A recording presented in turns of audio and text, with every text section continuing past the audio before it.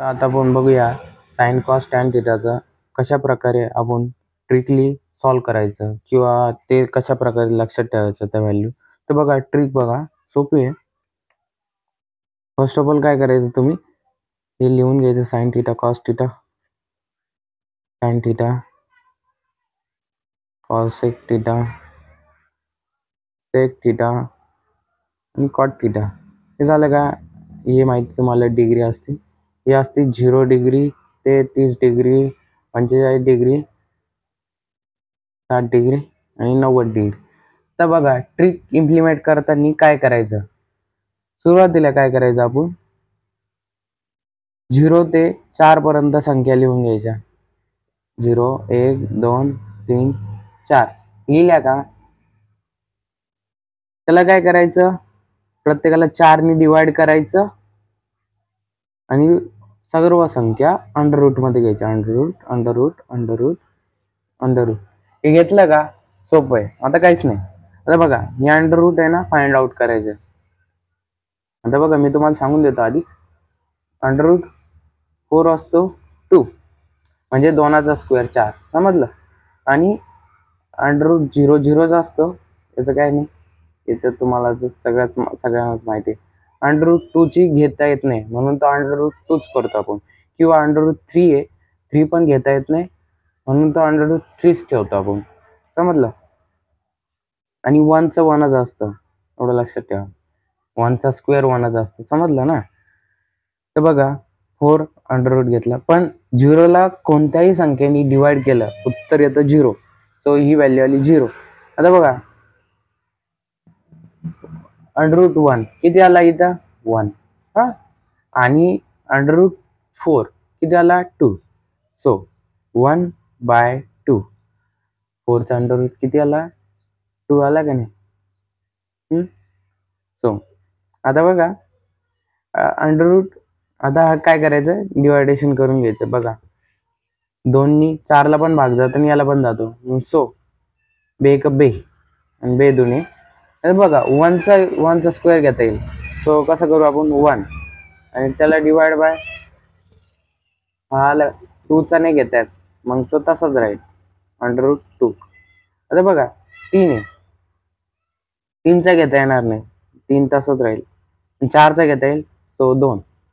बघा 4 1 4 4 1 4 मग किती आला 1चा अंडर रूट 1. जमलं. आता काय करायचं सोपं आहे. कॉसचं व्हॅल्यू काढताना काय करायचं, क्रॉस करायचं. बघा या कडाची व्हॅल्यू ह्या कडाला नेऊन टाकायची, ह्या कडाची व्हॅल्यू ह्या कडाला नेऊन टाकायची, या कडाची ह्या कडाला, या कडाची ह्या कडाला आणि मधली मध्येच.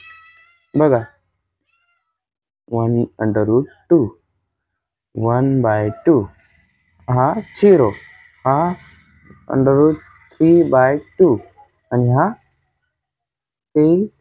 हा बा इथला 1, हा इथला 1, इथला 0 इथला 0 असं समजलं. क्रॉस मध्ये घ्यायचं. त्याच्यानंतर काय करायचं बघा, ज्यावेळेस आपण टॅनची व्हॅल्यू काढतो, टॅन थिटा, टॅन थिटा काय असतो माहिती का, sine theta upon cos theta. जमला. आता काहीच नाही, सिंपल आहे. या दोघांची डिवायडेशन करायची. बघा 0 डिवाइड बाय 1 किती आला, तुम्हाला तर चांगलंच माहिती आहे. 0 ला कोणत्या संख्येने डिवाइड केलं तर उत्तर येतं 0. तो आला 0. तर बघा 1 अंडर रूट 1/2 आणि अंडर रूट 3/2. आता हे बघा हे तुम्हाला अवघड वाटत असेल, सोपं आहे पण. आणि हे अंडर रूट 3/2 काय करायचा, हा 2 नी ह्या 2 ला डिवाइड केला 1 येतं आणि 1 डिवाइड बाय अंडर रूट 3 किती आला 1 अंडर रूट 3. हे बघा आता हे 1/√2 डिवाइड बाय 1 हे ह्या संख्येने या संख्येने डिवाइड केलं तर आन्सर तेच येतं. समजलं. म्हणजे किती येतं 1. म्हणजे एक पाडा झाला ना 1 1. तर बघा 2 आणि 2 ला डिवाइड केलं आन्सर आला 1 आणि 3 नी केला.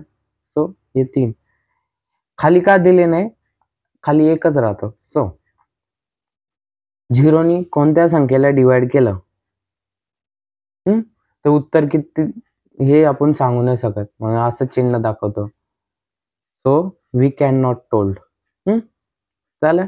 आता बघा, आता हे जे आहे कॉस एक्स सेक कॉट, हे तर लय सोपं आहे, हे काहीच नाही करायचं. बघा, sine theta is equal to 1 upon cosec theta, sec theta 1 upon cos theta, उलट आहे, काहीच नाही. आणि tan theta upon 1 upon cot theta. काय करायचं आपल्याला? बघा, सोपं आहे, काहीच नाही. आता जर आज सपोज आता ही व्हॅल्यू घेतली आपण कॉसेक 30 डिग्रीची, किती येते व्हॅल्यू? बघा, √3 किती आहे? 2 आहे. √3/2.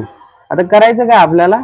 उलट करायचंय, 2√3 असं करायचं. जमलं? आता बघा, 0च्या खाली काय असतो सगळ्यांना माहिती, we can not told.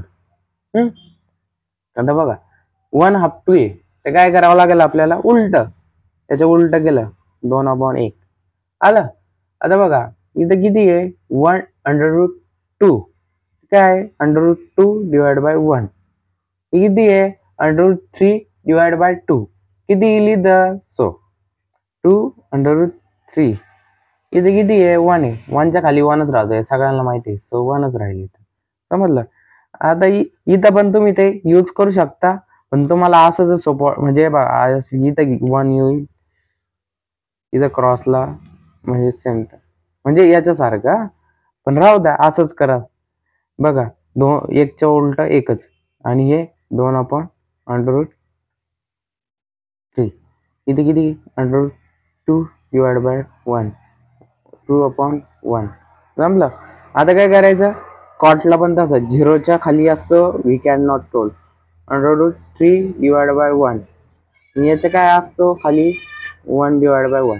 So 1. आणि परत याच्या खाली काय असतो? हे असतं 1√3. आणि याच्या खाली असतं 0. आता काय करायचं? ज्यावेळेस आता अशा प्रकारे टेबल काढून घ्यायचं. ज्यावेळेस आपण पेपरला जातो ना, तर रफ शीट म्हणून, म्हणजे बॅक शीटला आहे ना, काय करायचं? रफ पेज म्हणायचं, नाही, रफ वर्क म्हणायचं, आणि तिथं हा तक्ता काढून ठेवायचा. ज्यावेळेस प्रॉब्लेम येईल ना, म्हणजे ज्यावेळेस ते व्हॅल्यू पुटअप करायच्या फक्त, एवढं म्हणजे तुमचं काम बी वाचल आणि ॲक्युरेसी राहील, आणि ऐन टायमाला व्हॅल्यू विसरणार नाही. हे सोपं आहे, अशा प्रकारे काढून ठेवा. म्हणजे मी तुम्हाला सांगायला वेळ लागला, पण इतक्यात काढून होतं. अशा प्रकारे काढा, तुम्हाला चांगल्या प्रकारे मार्क भेटतील. चला, बेस्ट ऑफ लक.